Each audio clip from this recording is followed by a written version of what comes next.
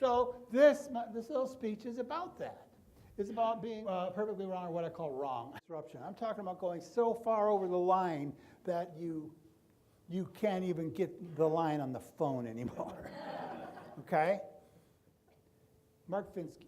The words used to describe great work: disruptive, unexpected, eccentric, subversive, bold, funny, emotional, frank, unusual. These are the same words folks use to describe those people they want to fire or who get detained at airports or kicked off at teams. So this is when I'm saying wrong, when I'm saying bad, I mean,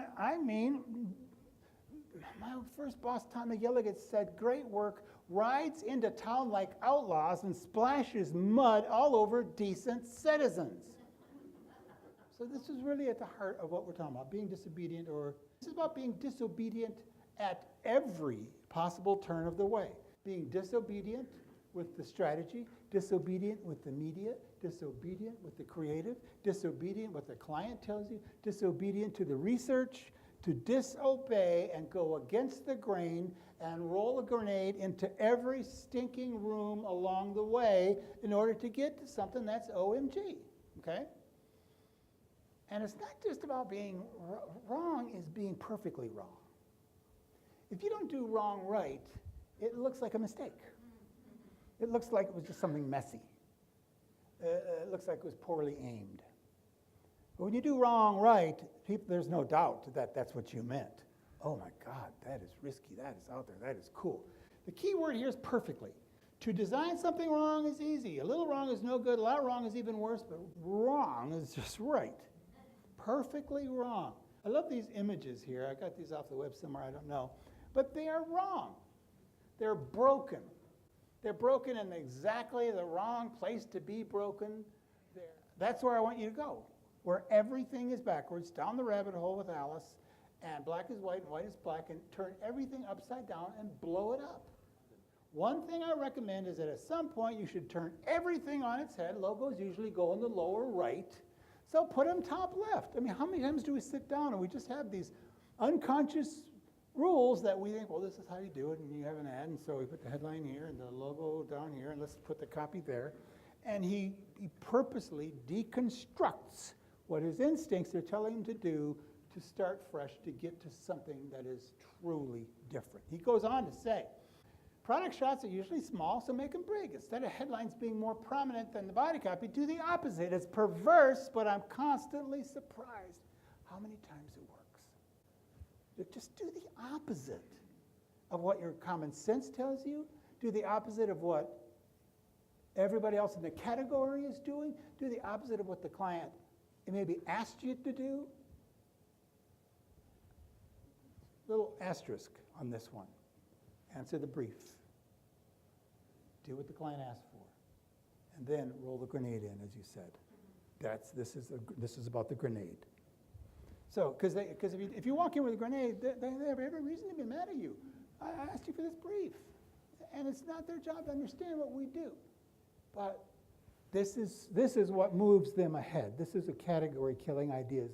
Here's the right way to advertise fashion, okay? This is the correct way to do fashion. I've got to get some pictures from, what's that movie? Zoolander. Yeah, that is the correct way to do fashion. Here's how to do fashion wrong, and this is for Harvey Nichols for the women's section. Isn't that beautiful? Isn't that just something? Isn't that beautiful? Here's another. This is wrong. This is not how you do fashion advertising. You're not supposed to do it like that. Here's the right way to advertise high tech. You need to use this picture. Now, the instantaneous and the power of that laugh I just heard belies the struggle that you have obviously been facing with certain clients. That you guys, it's so weird, but every category establishes its own brand of boring. Every category, it's almost like they agree how we're going to be boring. Okay, here's what we're going to do, guys. And what happens is that there ends up with this sort of the small pool of visual iconography, the sort of visual language that the entire ecosystem comes to this one pool to drink from and use that over and over and over and over and over and over again. So that's one of the easiest first things to do, to be wrong, is the road not taken, is to don't use any of the iconography, any, ever, and go invent your own language. If your product is wedding dresses, write the headline in mud. I'm just screwing around here. Your product is beautiful. Show something ugly. If it's design an insurance ad to look like a rock poster, encircle the logo of your bank client with hot dogs. I don't know, but don't do something not just wrong, but perfectly wrong. Diesel wants young people to think their clothes are cool. They didn't say, hey, we're cool. No, they said, be stupid. This is a long-running campaign for Diesel where their tagline was be stupid. Gotta be cool in that room to see them sell that. Stupid might fail, smart doesn't even try. Isn't that something? Can you imagine reading along, just going along and seeing that, how that would jump out compared to that person doing the duck face next to the statue out on the Montauk Island? It's just extraordinary. Stupid is trial and error, mostly error. We're with stupid. God, that's beautiful. The typography is really great for that because it's huge and bold and not scripty and usual sort of stuff for that category. The correct way to do an ad for dog shelters is to use this picture. That's how you disappear. That's how you disappear. This is an ad. I've taken out the headline out of this ad. And the headline is extraordinary. Without a pet, you're just creepy. Isn't that brilliant? I think this is a big growth area. I'm serious, being stupid. Being stupid, here's the way I put it, the strategic invincibility of stupid. Because you can't argue back to stupid. You can't, if you do something stupid, nobody's going to go, oh yeah, well, you can't. It's just stupid. When you can't contest something, that's strategically, to me, invincible. Skittles is all stupid. If I was the other candy maker, what's my chess move?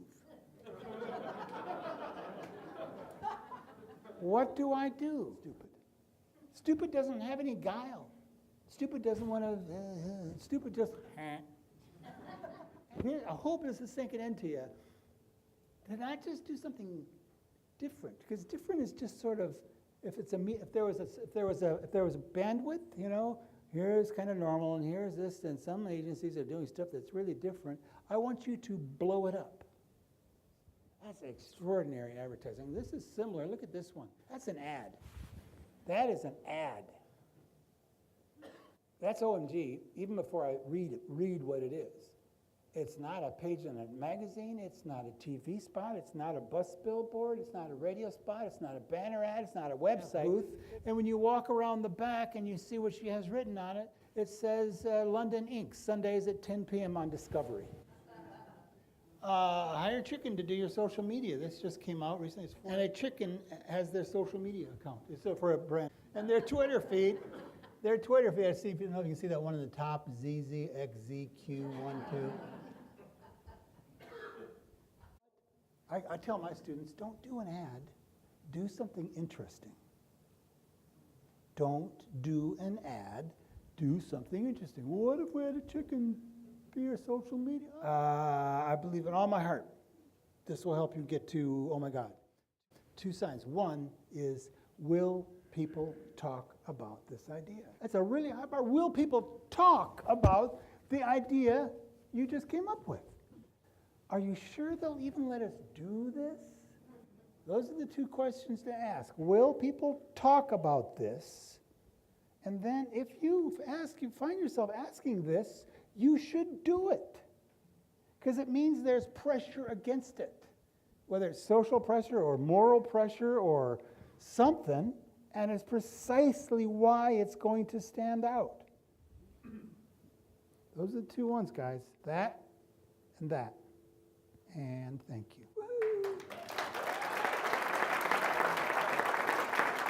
How'd you feel about the end of the year meeting? It was amazing. Learned so much. It was awesome. I can't wait for 2016. It was fantastic. I feel inspired. I'm gonna be kick-ass in 2016. It was awesome. Awesome. What'd you learn? What'd you learn? 2 words, my friend. Kick-ass. It was outstanding. Stupid and wrong. Stupid and wrong. Perfect. Thank you. Kick ass. Very good. I learned that I'm going to do everything wrong for 2016. I have to figure out how to be wrong and stupid now. Yeah, it was awesome. I really liked Luke. Man, you're right up in my face. I know. Up in your briskets. Yeah, it was thought-provoking. Luke, the minute I saw him, I knew he would be great for our team. So energetic, so exciting, and so wrong. And so what are we going to be doing next year? We're going to be doing wrong. And we're going to be doing it in a kick-ass kind of way. Kick ass and wrong. Luke, how'd you feel about that Thank you. presentation? I love you. Oh.